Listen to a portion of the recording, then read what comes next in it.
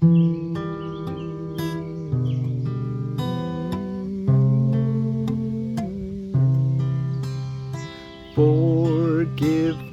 is the key to happiness. Forgiveness is the key to happiness. Forgiveness is the key to happiness.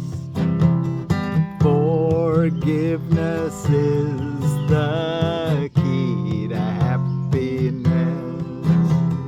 I will awaken from the dream that I am mortal, mortal, fallible, and full of sin, and know I am the perfect Son of God, and know I am the perfect Son of God. Forgiveness is the key to happiness. Forgiveness is the key to happiness. I will awaken from the dream that I am mortal, mortal, fallible, and full of sin, and know I am the perfect Son of God, and know I am the perfect Son of God. Forgiveness is the key to happiness. Forgiveness is the key to happiness. Forgiveness is the key to happiness. Forgiveness is the key to happiness.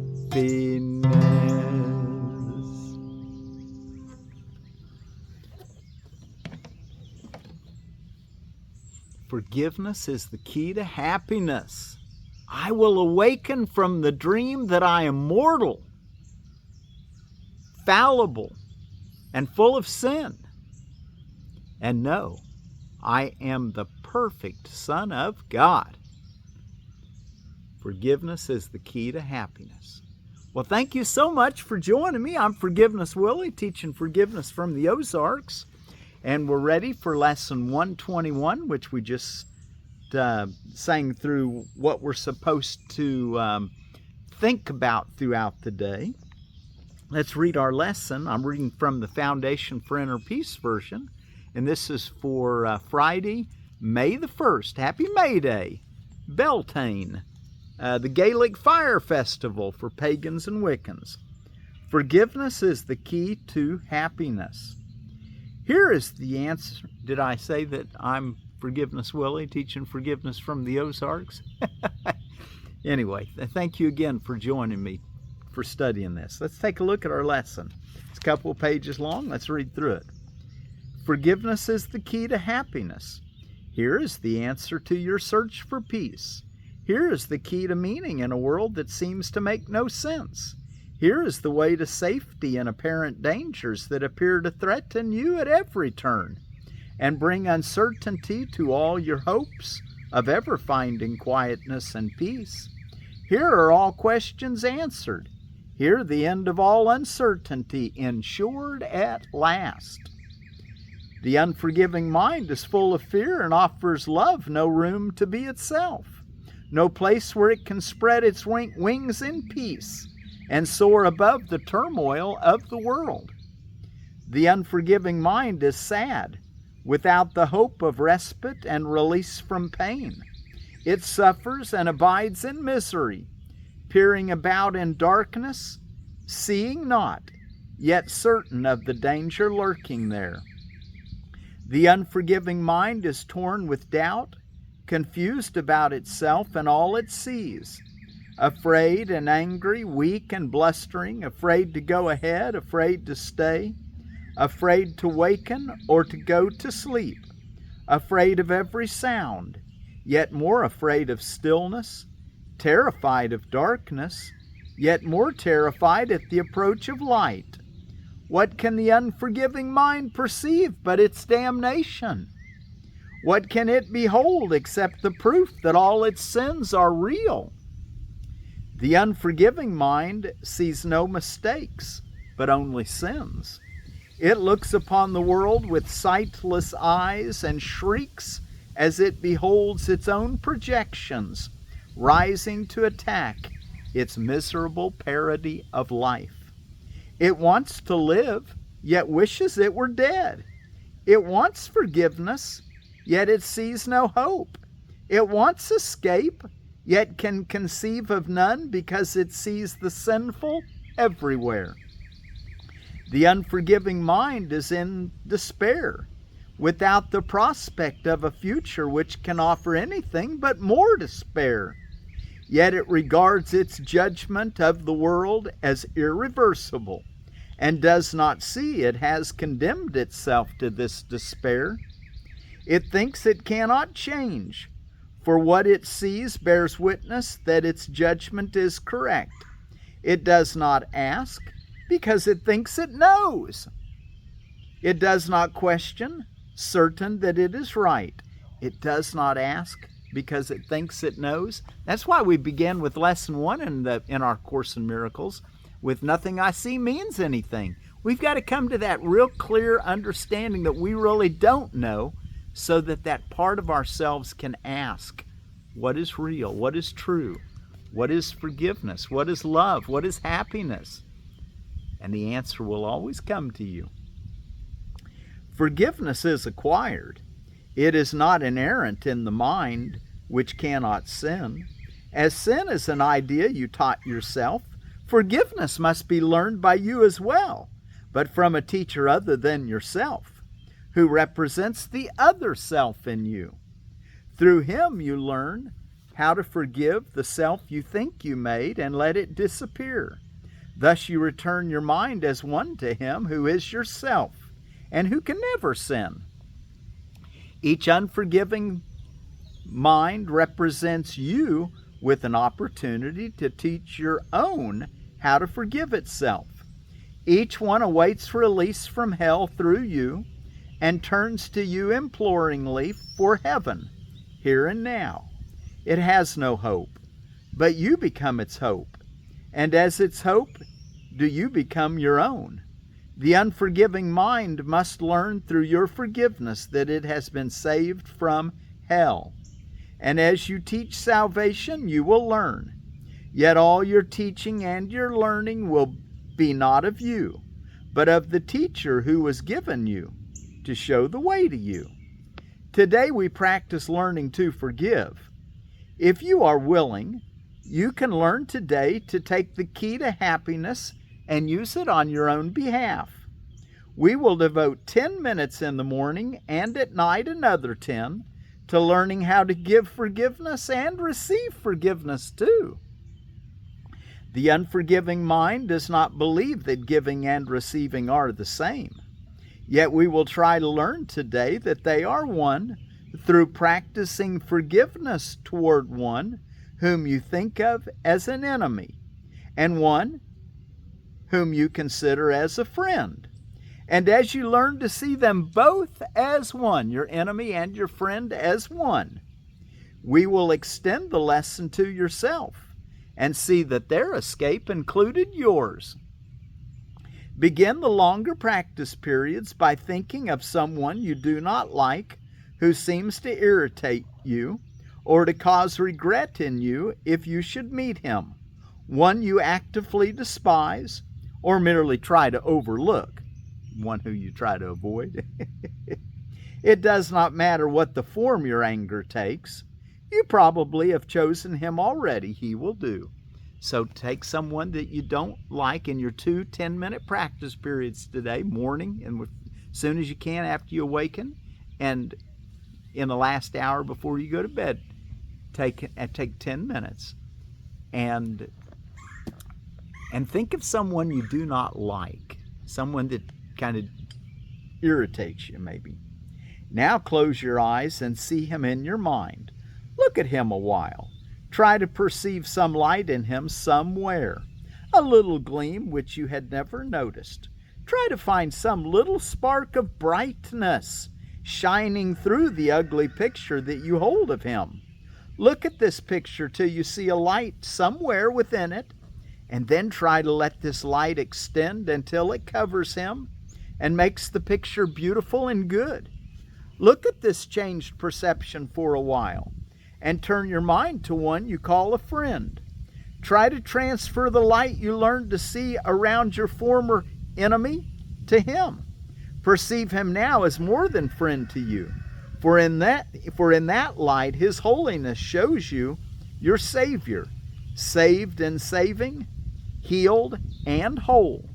Then let him offer you the light you see in him, and let your, in quotes, enemy and friend unite in blessing you with what you gave. Now are you one with them, and they with you. Now have you been forgiven by yourself. Do not forget throughout the day the role forgiveness plays in bringing happiness to every unforgiving mind, with yours among them. Every hour today, tell yourself, forgiveness is the key to happiness. I will awaken from the dream that I am mortal, fallible, and full of sin, and know I am the perfect Son of God. Okay, so you know what to do in your 2 longer practice periods and your hourly remembrance throughout the day? Remind yourself, forgiveness is the key to happiness. I will awaken from the dream that I'm mortal, fallible, and full of sin, and know I am the perfect, holy, beautiful, limitless, invulnerable Son of God.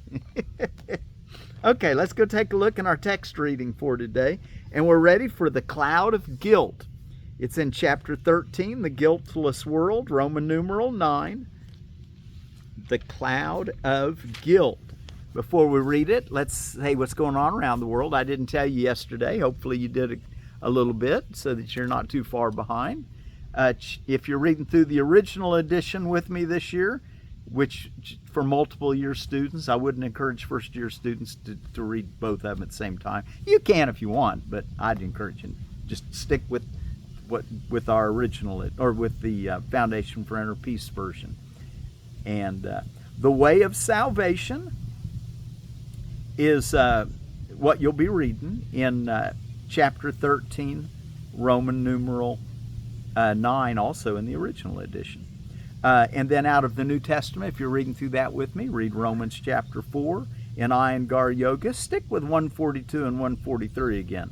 I'm trying to get that one down. I haven't really got it yet, so I'm doing an extra day. Course of Love, if you're reading through that, we're in Book 2, Chapter 8. Read the whole chapter. The belief, no relationships are special. Okay, now let's take a look at read through our text. The cloud of guilt. Guilt remains the only thing that hides the Father, for guilt is the attack upon His Son. The guilty always condemn, and having done so, they will still condemn, linking the future to the past, as is the ego's law. Fidelity to this law lets no light in, for it demands fidelity to darkness and forbids awakening. The ego's laws are strict, and breaches are severely punished.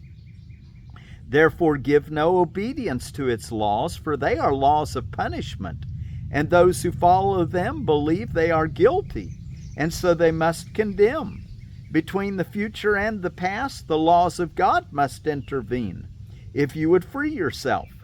Atonement stands between them, like a lamp shining so brightly that the chain of darkness in which you bound yourself will disappear. 2. Release from guilt is the ego's whole undoing.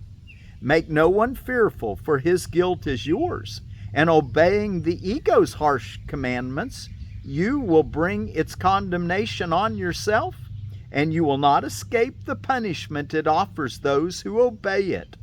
The ego rewards fidelity to it with pain, for faith in it is pain. And faith can be rewarded only in terms of the belief in which the faith was placed. Faith makes the power of belief, and where it is invested determines its reward. For faith is always given what is treasured, and what is treasured is returned to you. 3. The world can give you only what you gave it. For being nothing but your own projection, it has no meaning apart from what you found in it and placed your faith in. Be faithful unto darkness, and you will not see, because your faith will be rewarded as you gave it. You will accept your treasure, and if you place your faith in the past, the future will be like the past. Whatever you hold dear, you think is yours. The power of your valuing makes it so. The power of your valuing will make it so. We're working with a value system. Let's value the kingdom of heaven and the love that's ever present. 4. Atonement brings a reevaluation of everything you cherish, for it is the means by which the Holy Spirit can separate the false from the true, which you have accepted into your mind without distinction. Therefore you cannot value one without the other, and guilt has become as true for you as innocence. You do not believe the Son of God is guiltless because you see the past and see him not. When you condemn a brother, you are saying, I who was guilty choose to remain so. You have denied his freedom, and by so doing you have denied the witness unto yours. You could as easily have freed him from the past and lifted from his mind the cloud of guilt that binds him to it, and in his freedom would have been yours, would have been your own. 5. Lay not his guilt upon you, for his guilt lies in his secret thought that he has done this unto you. Would you then teach him he is right in his delusion? The idea that the guiltless Son of God can attack himself and make himself guilty is insane. Again on that sentence. The idea that the guiltless Son of God can attack himself and make himself guilty is insane. In any form, in any one, believe this not, for sin and condemnation are the same, and the belief in one is faith in the other, calling for punishment instead of love. Nothing can justify insanity, and to call for punishment upon yourself must be insane. 6. See no one then as guilty, and you will affirm the truth of guiltlessness unto yourself. See no one then as guilty. See no one then as guilty, and you will affirm the truth of guiltlessness unto yourself. In every condemnation that you offer the Son of God lies the conviction of your own guilt. If you would have the Holy Spirit make you free of it, accept his offer of atonement for all your brothers, for so you learn that it is true for you. Remember always that it is impossible to condemn the Son of God in part. Those whom you see as guilty become the witnesses to the guilt in you, and you will see it there, for it is there until it is undone. Guilt is always in your mind, which has condemned itself. Project it not, for while you do, it cannot be undone. With everyone whom you release from guilt, great is the joy in heaven, where the witnesses to your fatherhood rejoice. 7.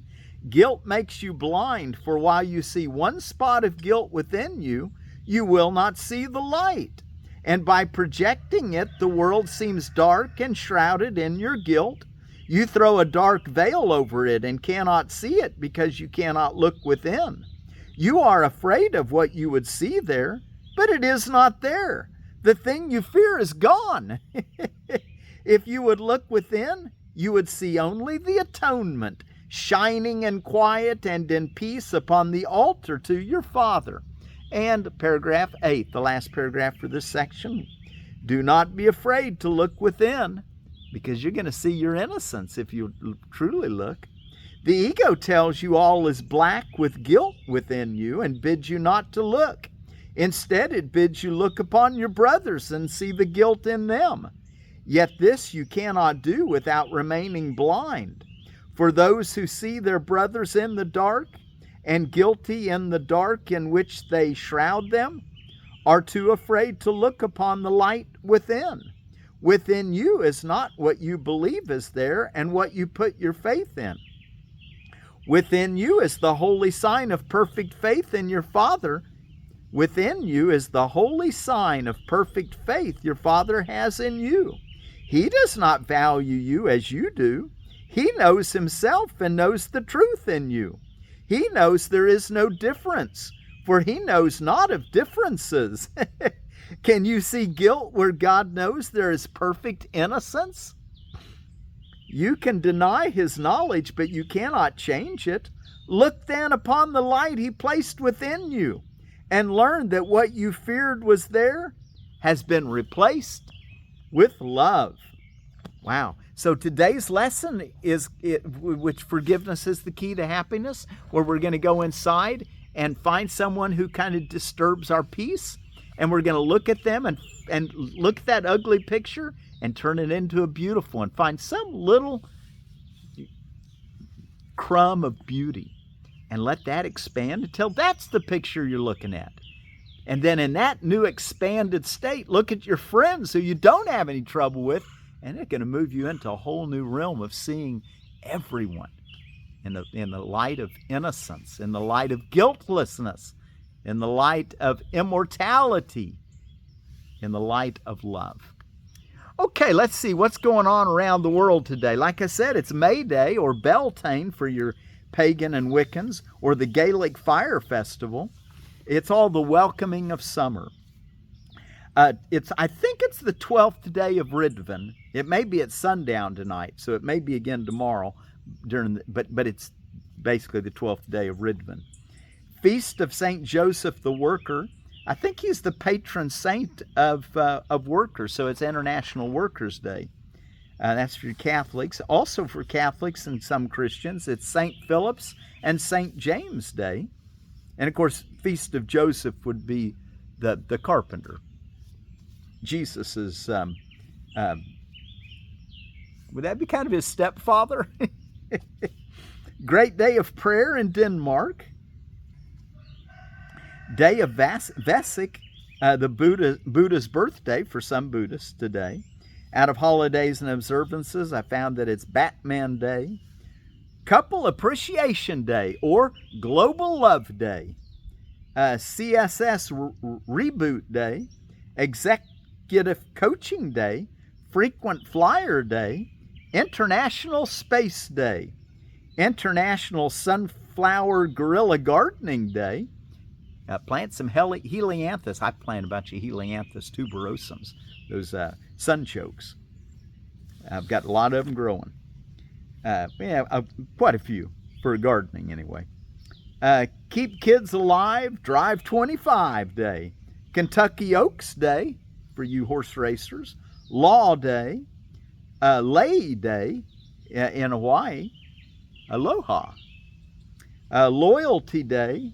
Mother Goose Day, Chocolate Parfait Day, Heart Stroke Prevention Day, Purebred Dog Day, New Homeowners Day, No Pants Day, Phone In Sick Day, and don't wear any pants, I guess.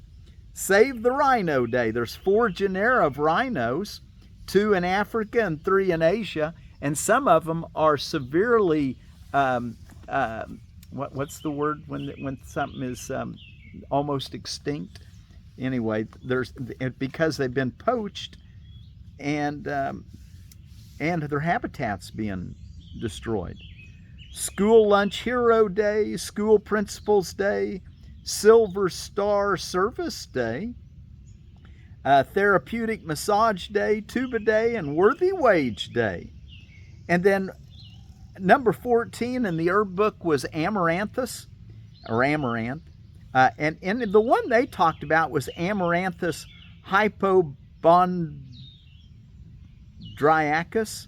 bondriacus, and the leaf is astringent.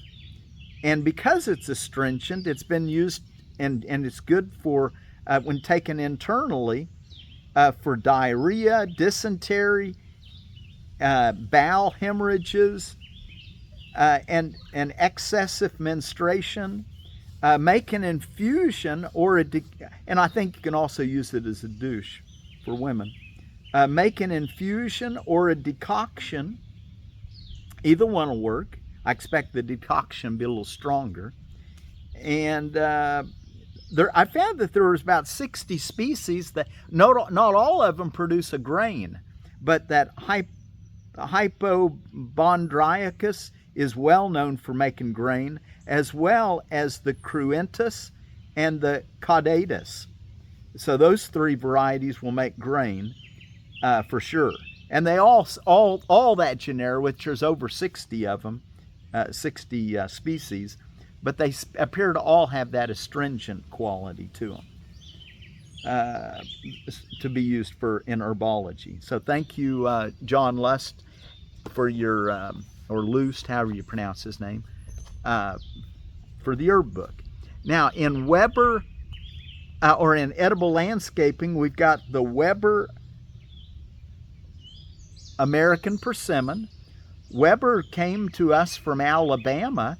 It is an early ripening native persimmon with an enjoyable flavor and deep orange, almost red flesh. The fruits are larger than most native persimmons and ripens well before frost. Space 15-foot circles, zone 6 through 8, perhaps even in zone 5. And it is a Diospyros virginiana. Okay, and our word for peace, we're going to take it from our Nordic or Scandinavian brothers on the Scandinavian peninsula with their over 100 rivers, on the Baltic Sea and the Gulf of Bothnia.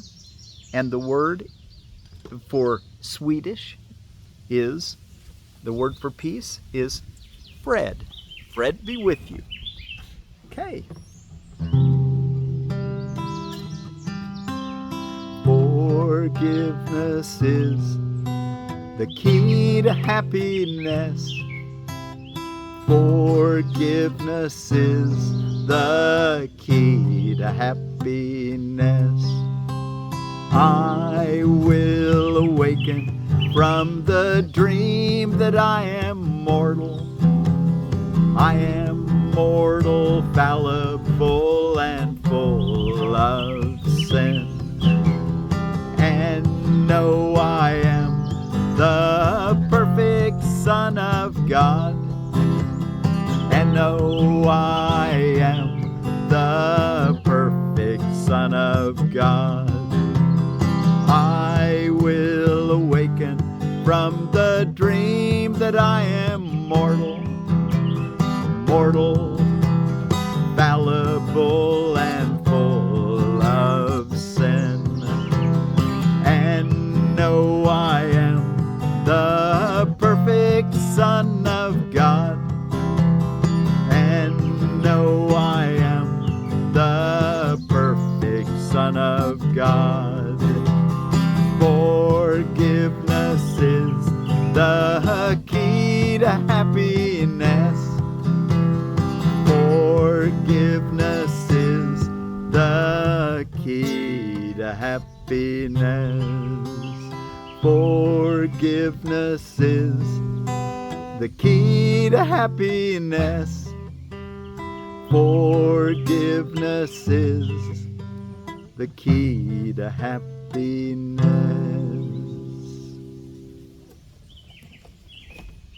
And as they say in Scandinavia, in the Swedish tongue, for peace, Fred be with you. Forgiveness is the key to happiness. I will awaken from the dream that I am mortal, fallible, and full of sin, and know I am the perfect Son of God. Forgiveness is the key to happiness. Fred.